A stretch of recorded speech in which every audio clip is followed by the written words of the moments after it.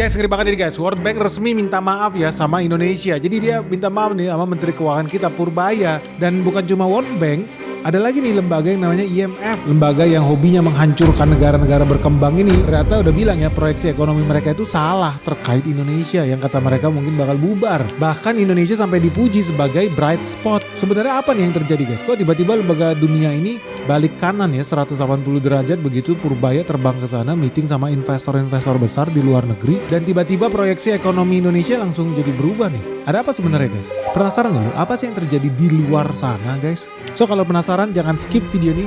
Let's check this out.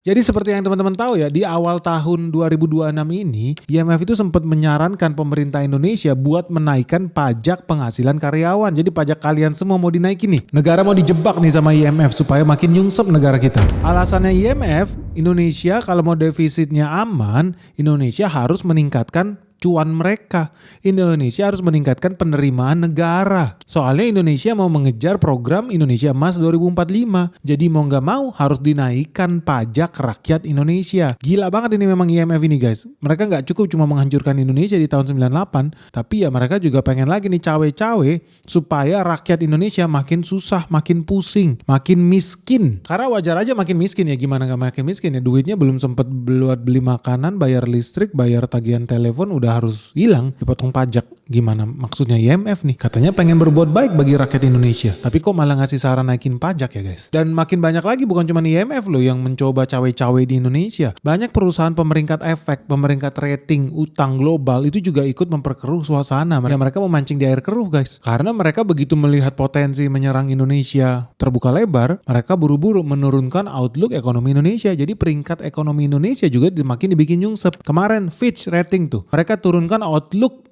Indonesia jadi negatif. Menurut mereka itu karena beban program MBG. Menurut Fitch Rating. Terus S&P juga bilang peringkat utang Indonesia itu ada di level BBB. Jadi menurut mereka Indonesia ini ekonominya ada peluang tertekan. Apalagi kalau terjadi konflik berkepanjangan di Hormuz di Timur Tengah yang akan mengganggu pasar energi dunia. Jadi dari sini teman-teman gak usah heran ya. Memang orang asing ini gak ada yang pengen lihat Indonesia tambah maju. Mereka pengen Indonesia jadi budak mereka. So mereka kompak menghancurkan, menyebarkan hoax, menghina-hina negara kita sendiri supaya makin banyak investor yang takut. Jadi gak usah heran juga kalau Bank Dunia, World Bank juga ikut-ikutan. Mereka lantas buru-buru nih mangkas pertumbuhan ekonomi Indonesia. Tadinya di atas 5%, sekarang tinggal 4,7% di tahun 2026 versi Bank Dunia. Karena menurut mereka ekonomi Indonesia diproyeksikan melambat tahun ini. Karena lagi-lagi ya, karena adanya kenaikan harga minyak. Jadi World Bank bilang ekonomi Indonesia bakal nyungsep guys. Nah itu semua yang dilakukan oleh para pemain dunia guys. Elit global itu berlomba-lomba hancurin kita. So ketika Bank Dunia kasih berita hoax di tanggal 9 April 2026, ya syukur banget lah kita punya menteri yang cukup gesit lah.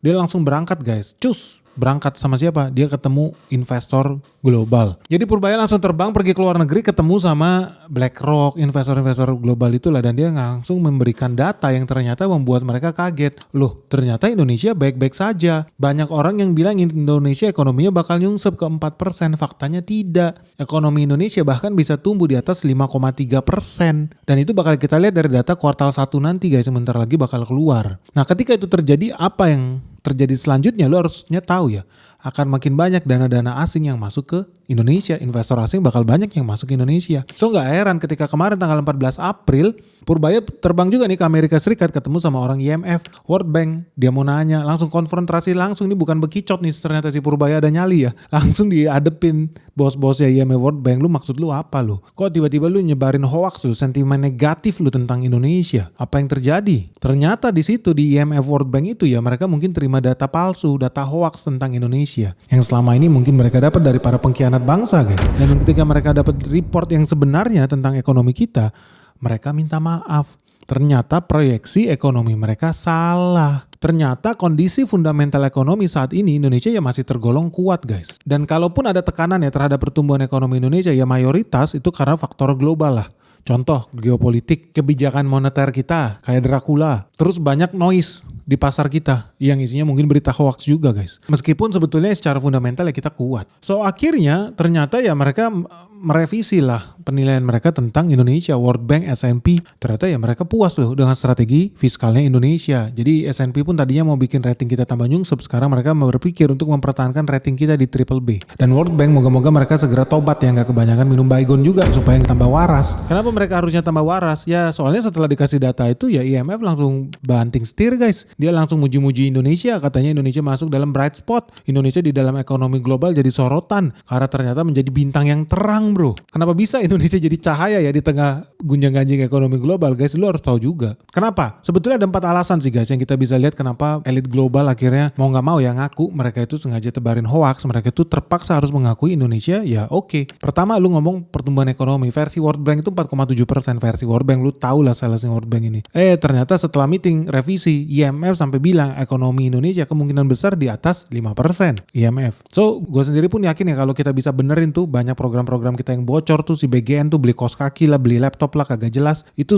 kalau bener yang konyol-konyol begitu kita habisin, gue yakin bahkan bisa tumbuh di atas 6% lah perekonomian Indonesia. Jadi meskipun perekonomian dunia lagi gak stabil, gue tuh pede ya. Kita itu masih punya peluang untuk tumbuh di atas 5% bahkan, melebihi ekspektasinya IMF. Yang kedua gue mau ngobrol soal inflasi. Inflasi Indonesia itu masih aman lah, masih terkendali. Tapi harus hati-hati, ada jebakan juga dari Hormuz itu. Per bulan Maret kemarin, per bulan Maret 2026 ya, inflasi kita itu turun ke 3,4% guys. Sebelumnya 4,7%. Jadi bisa dibilang ya inflasi masih terkendali. Kenapa bisa terkendali? Karena meskipun Hormuz itu bikin krisis, harga bensin naik di mana-mana, tapi di Indonesia khususnya, lu tahu orang Indonesia hobinya minum Pertalite ya. Harga Pertalite kagak naik-naik di Indonesia. Jadi bisa dibilang tekanan harga itu bisa diredam. Nah sampai seberapa lama kita bisa menahan serangan ini? Tunggu dulu, karena sektor industri udah menjerit juga. Solar udah naik ke 30.000 perak per liternya. So jadi menarik nih kalau kita melihat situasi khususnya inflasi ya dalam beberapa bulan ke depan. Apakah kita masih bisa menyerap tuh dampak konflik yang terjadi di Hormuz? Let's see. Nah yang ketiga guys, dari cadangan devisa kita hari ini posisi kita cukup bagus loh. Lu tau gak waktu kemarin terjadi krisis COVID tahun 2020 cadangan devisa Indonesia itu cuma 120 miliar dolar guys. Nah hari ini meskipun ada krisis di Hormuz, cadangan devisa kita ternyata lebih besar dibandingkan 2020. Hari ini cadangan devisa kita itu sampai 148 miliar dolar.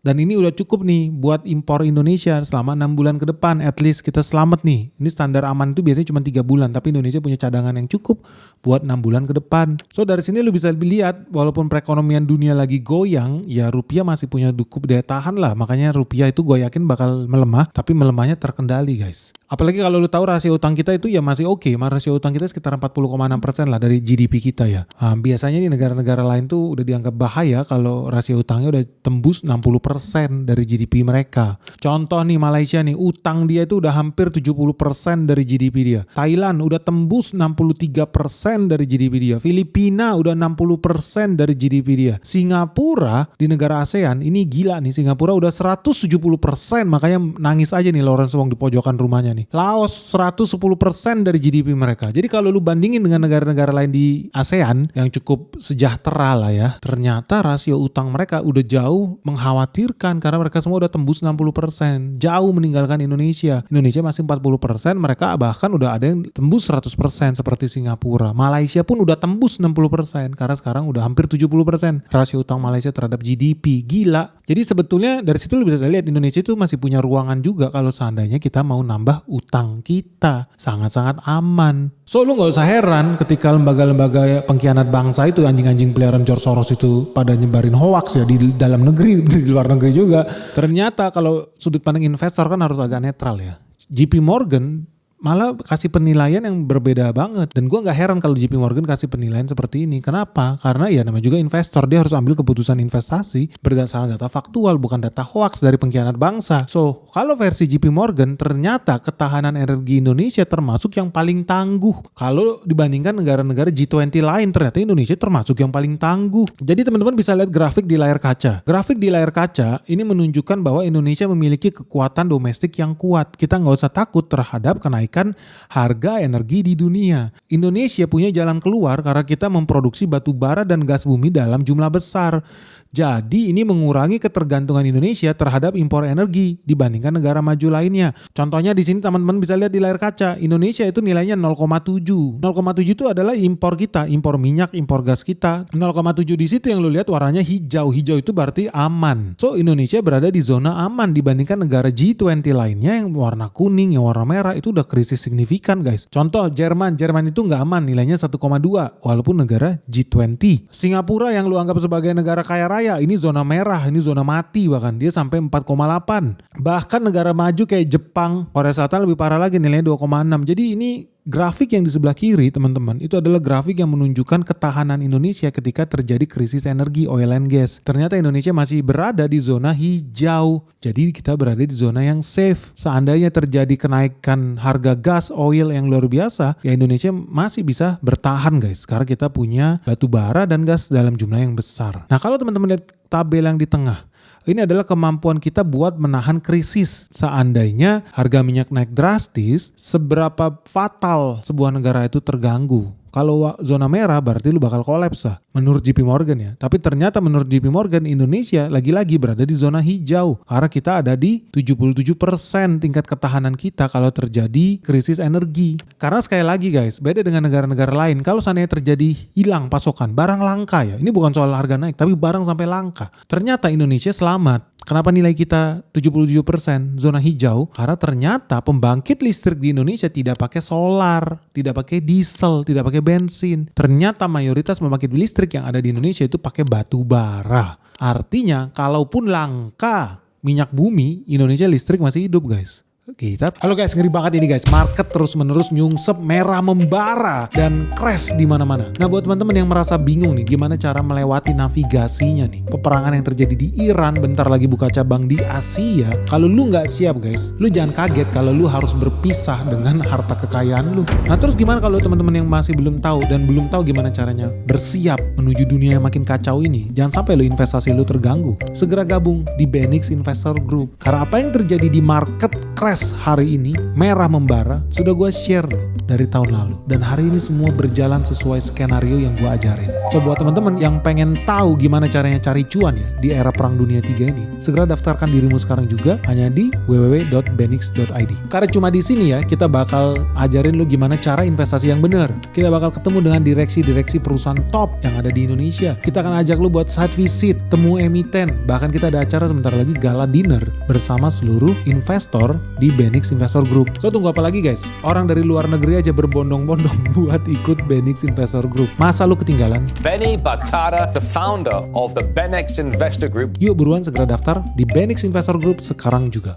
Kita tangguh. Nah tapi tetap aja bukan artinya nggak ada masalah ya. Ini menurut JP Morgan berada di posisi yang sangat-sangat diuntungkan lah. Bukan cuma Indonesia kok, ada Cina, Amerika Serikat, India, mereka semua di zona hijau guys, bersama dengan Indonesia. Tapi yang mengerikan adalah ketika lu melihat tabel yang ketiga, yang paling kanan. Tabel yang ketiga ini adalah tentang ketahanan terhadap teknologi, energi baru dan terbarukan. Jadi energi masa depan. Ternyata Indonesia masih sangat lemah. Kita nggak punya nuklir guys. Kita nggak punya pembangkit listrik tenaga angin, tenaga air, tenaga matahari dalam jumlah yang besar. Berbeda dengan negara-negara lain. Jadi meskipun kita itu di zona hijau dari sisi ketahanan energi, dari sisi resiliency, ternyata kalau dari sisi future renewables energy, Indonesia ternyata parah guys, palak banget. Indonesia berada di zona kuning. Nah ini bahaya lah, kita benar-benar harus mendukung transisi energi. Kalau nggak apa ya kita bakal makin krisis. Makanya gue bilang tolong banget tuh kalau ada menteri yang mau mencabut insentif mobil listrik. Padahal pemerintah udah tahu harga minyak dunia bisa makin mahal. Pemerintah sampai liburin PNS, WFH. Supaya apa? Hemat konsumsi BBM. Padahal itu ide yang bagus nggak? Bagus, tapi jadi aneh. Mau mengurangi konsumsi BBM, tapi orang mau beli mobil listrik dipersulit, dibikin jadi mahal, kan bodoh. Ini Prabowo ini ngerti nggak sih sebetulnya? Apa dia dikerjain nih sama menteri ya? Kok tiba-tiba malah dicabut insentif mobil listrik? Ya orang jadi takut lah beli mobil listrik. Bukannya malah didorong, dimotivasi buat beli mobil listrik. Harusnya bahkan dikasih diskon, dikasih cashback kayak negara lain ya. Supaya semangat nih ganti ke mobil listrik. Dan ini wajib karena mobil listrik jalan pakai tenaga batu bara. Indonesia punya batu bara. Ini malah ditakut-takutin orang beli mobil listrik. Ngaco ini. Menteri-menteri di Indonesia ini parah banget. Asli, kesel gue. Jadi lu punya kebijakan gak nyambung. Yang satu bilang harus hemat-hemat bahan bakar minyak, WFH, supaya orang nggak belanja minyak, supaya berkurang pergi ke pom bensin. Giliran mau ganti ke mobil listrik supaya nggak beli bensin, malah dipersulit, malah dipermahal. Kan bodoh banget. Makanya lu kalau lu nggak setuju ya, lu harus dukung petisinya Benix. Buat apa? Perpanjang insentif mobil listrik, bahkan tambah gratis masuk jalan tol khusus mobil listrik. Harus dong. Kalau enggak kita bisa kecekek bro, Hormuz. Ya sekarang mungkin lu happy-happy aja harganya $100. Tapi lu bayangin begitu harganya $120, naik lagi $150, menangis lu. Kalau nggak dengerin gua lu pasti menangis. Karena defisit anggaran kita bakal makin lebar bro. Lu jadi setuju nggak sih sama gua? Lebih baik kita itu mendorong orang, semangatin orang, ngasih diskon, ngasih insentif supaya orang pakai kendaraan listrik. Bukan malah dinaikin pajaknya, itu mah bodoh. Ujung-ujungnya apa? Orang bakal beli mobil bensin. Sedih gua, bener-bener sedih gua nih. Gak ngerti gua nih maksudnya menteri-menteri Prabowo ini paham gak sih krisis dunia ini kayak apa. Jadi dari situ udah bisa lihat ya, namanya JP Morgan ya dia juga termasuk yang optimis sama pertumbuhan Indonesia. At least dari sisi krisis di Hormuz kita termasuk negara yang bisa bertahan. Cuman itu kan dalam jangka pendek ya. Dalam jangka panjang tetap harus transisi ke renewables energi seperti Cina. Mau gak mau, suka gak suka. Karena kalau enggak ya kita tetap bergantung pada energi fosil. So dari sini teman-teman udah bisa tahu ya kenapa analisis JP Morgan itu sangat confident dia sama Indonesia. Tadi kita punya insulation daya tahan itu sampai 77%. Kita sangat-sangat sanggup menahan krisis energi yang ada di dunia ini. Artinya Indonesia termasuk negara yang paling tahan seandainya terjadi krisis energi. Bukan cuma soal harganya naik, tapi kalaupun supply-nya terbatas, kita termasuk negara yang bertahan. Kenapa? Karena Indonesia punya banyak batu bara. Indonesia produksi energi batu bara kita bahkan berlebih-lebihan. Produksi domestik kita sangat besar. Malah kita ekspor batu bara kita. Nah sayangnya Indonesia masih lemah. Indonesia masih banyak impor minyak. Transisi energi pun masih kecil di Indonesia dibandingkan negara maju. Indonesia sedikit sekali bikin pembangkit listrik tenaga air, tenaga matahari, tenaga angin. Ujung-ujungnya apa? Peluang masa depan itu masih belum dimaksimalisasi di Indonesia. Padahal Indonesia bisa jadi salah satu negara eksportir energi bersih yang terbesar di dunia. Makanya lu gak usah heran kalau dari sisi jangka panjang negara kayak Indonesia itu masuk di zona kuning soal renewable energy. Tapi ada negara yang masuk di zona hijau justru di masa depan, masa jangka panjang karena dia punya energi nuklir. Karena energi nuklir dianggap sebagai energi renewables energy. Menarik nih analisisnya JP Morgan. Dan ini berbanding terbalik dengan negara Jepang sama Korea Selatan. Jepang di zona merah sama Korea Selatan tuh banyak banget merah-merahnya kalau lihat di tabel itu.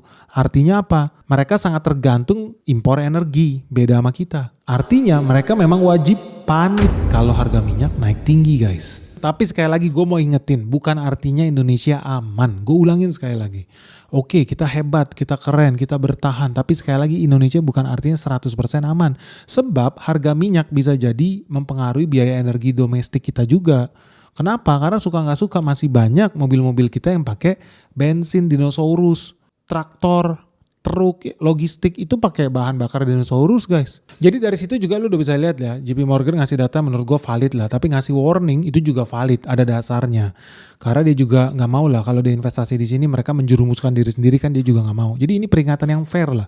Dibanding kalau lu lihat World Bank, IMF tuh ngaco aja tuh ngasih peringatan Indonesia bakal nyungsep, ekonominya bakal nyungsep. Termasuk orang-orang yang bilang kita wajib ditendang dari MSCI karena ekonomi kita bakal nyungsep, kagak. Karena Indonesia punya program bagian apa sih, program MBG itu katanya menghancurkan kita. Nggak ada hubungannya sama itu. Karena suka nggak suka ternyata pertumbuhan ekonomi kita bakal tembus di atas 5%. Gue yakin bahkan bisa sampai 6% loh. Jauh melebihi ekspektasi mereka. Berarti bukan gara-gara MBG. Memang bagian banyak yang ngaco. Banyak memang. Tapi bukan itu yang menyebabkan ekonomi kita pun kalau seandainya bisa jadi kolaps bukan gara-gara itu. Malah sekarang ekonomi kita bakal tambah naik. Tapi kenapa penting ya warning dari JP Morgan ini? Karena ternyata gini loh. Ada beberapa angka juga yang harus diperhatikan sama pemerintah guys. Kalau kita mau jadi negara maju. Nah ini gak banyak yang mention. Gue mention soal ICOR guys. ICOR ini incremental capital output ratio. Ini rasio untuk setiap $1 yang kita investasikan di dalam negeri, kita dapat hasil balik seberapa banyak. Dan ini penting buat kita bahas karena ternyata angka ICOR kita ada di 6,5 guys. Jauh di atas Vietnam itu cuma 4. Artinya kita itu super boros. Nah buat teman-teman yang belum tahu ya, pertumbuhan ekonomi Indonesia itu sebenarnya sedang dibelenggu nih guys. Gara-gara kita punya keterbatasan efisiensi dan ini sifatnya endemik. Indonesia sangat boros. Maksudnya angka 6,5 ya, angka ICOR Indonesia 6,5. Angka ini mencerminkan betapa mahalnya dan tidak efisiennya biaya untuk menghasilkan 1 unit pertumbuhan di Indonesia.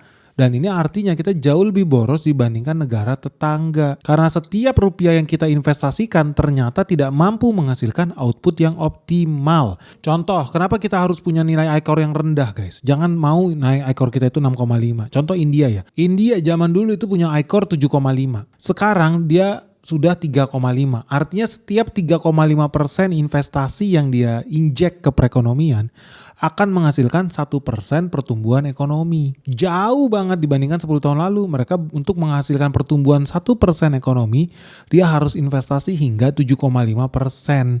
Nah kalau menurut India, kenapa mereka berhasil menurunkan angka ICOR mereka dari 7,5 ke 3,5 dalam 10 tahun? Menurut mereka karena pemerintah mereka fokus nih mengembangkan kualitas SDM di negara mereka. Mereka melakukan perbaikan besar-besaran dari aspek pendidikan, kesehatan, hingga jaminan sosial. So, India itu berusaha banget supaya masyarakatnya bisa mendapatkan pendidikan yang baik, layanan kesehatan yang layak, dan memiliki perlindungan ketika bekerja. Jadi ujung-ujungnya orang kalau sehat berarti bisa masuk kantor, berarti bisa berkarya, bisa menghasilkan economic output. Kalau sehat, kalau makanannya bergizi, obat-obatannya ditanggung, pendidikannya bagus, jadi dia bisa mencari kehidupan yang layak, gak usah jadi gelandangan, gak usah jadi pengamen, karena dia punya pendidikan yang layak. Ujung-ujungnya apa? Output ekonomi jadi naik. Nah, Indonesia posisi kita ada di 6,5. Artinya Indonesia untuk mendapatkan investasi pertumbuhan ekonomi setara 1%, kita harus injek 6,5%. Jadi injek 6,5, pertumbuhan ekonomi dapat ekstra 1%.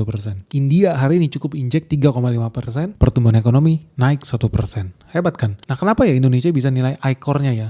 Cost of investment-nya itu nggak efisien banget ya, mahal banget. Kenapa? Ya sebetulnya penyakit Indonesia guys dari zaman dulu nggak berubah-berubah. Korupsi di Indonesia banyak banget, biaya logistik mahal banget, birokrasi ribet. Ujung-ujungnya apa? Produktivitas tenaga kerja kita jalan di tempat. Nah dari sini lu bisa tahu lah kalau nggak ada perbaikan efisiensi secara radikal ya. Menurut gua sih target pertumbuhan ambisius 8% bisa jadi sulit nih kita dapat guys. Karena suka nggak suka ya kalau ICOR kita itu ketinggian, ujung-ujungnya investasi itu jadi boros. Makanya penting banget gue mendukung MBG by the way. Tapi gue tidak mau mendukung MBG mengeluarkan program-program yang konyol kagak ada otak. Seperti apa kemarin katanya pengadaan kaos kaki, pengadaan motor listrik lah, pengadaan apa lagi nggak jelas. Padahal yang punya dapur gue juga tahu lu bisa dapat net profit bisa lebih dari 5 juta per hari. Berarti kalau sebulan lu dapat 150 juta. Apa iya mau beli motor doang harus disubsidi sama negara? Gue rasa enggak. Beli kaos kaki disubsidi negara apa beli laptop? Menurut gue enggak. Udah cukup itu. Gue pro sama MBG. Gue pengen anak-anak Indonesia itu tidak stunting loh. Sangat senang gue. Tapi bukan artinya lu bisa menyelenggarakan program duit pajak rakyat kita itu dengan semena-mena.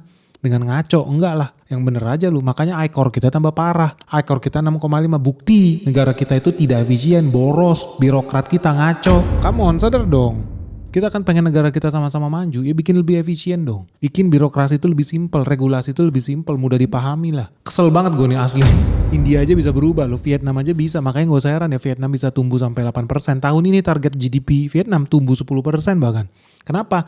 Karena ICOR Indonesia 6,5, ICOR Vietnam tahun ini targetnya bisa di bawah 3 guys. Gila gak? Berarti mereka jauh lebih efisien dibandingkan Indonesia. Anyway itu guys soal ICOR. Kembali lagi lah kita ke elit global inilah ya. Setelah si Purbaya meeting nih, mondar-mandir ke lembaga-lembaga ini, apa yang terjadi ya mereka kayak IMF lah bilang Indonesia itu bright spot, cahaya ekonomi dunia. Tapi anehnya guys, kok tiba-tiba setelah meeting juga dia malah memangkas pertumbuhan ekonomi Indonesia yang gue bilang tadi, gue sih pede banget ya bisa 6%. Mereka sekarang pangkas jadi 5%. Sebelumnya mereka pede di 5,1%. Kenapa? Gue juga bingung. Apaan sih IMF ini kok ngomong beda, di depan bilang A, di belakang bilang B. Ini ngaco nih IMF. Ternyata belakangan gue baru sadar. Kenapa IMF itu nge-cut pertumbuhan ekonomi kita? Ternyata mereka tantrum guys. Kenapa mereka tantrum? Ternyata Purbaya itu nolak pinjaman 514 triliun guys. Gila. Gila banget. Dikira mereka ya kita kesana mau ngemis-ngemis jilat pantat mereka. Jadi mereka nawarin utang supaya kita jadi budak mereka. Karena bayar utang kan pakai bunga. Dan mereka pengen banget bikin Indonesia jadi budaknya mereka. 514 triliun ditolak sama si Purbaya. Marah gak mereka? Padahal mereka udah punya imajinasi luar biasa bisa jalan-jalan ke luar negeri. Dengan bunga utang dari Indonesia. Negara yang gampang dibodoh-bodohi mereka pikir.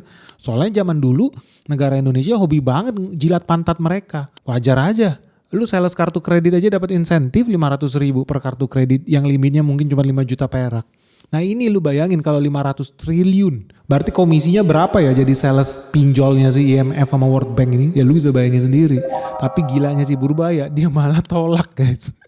Lu bayangin duit ratusan triliun ditolak. Wajar kalau mereka tantrum.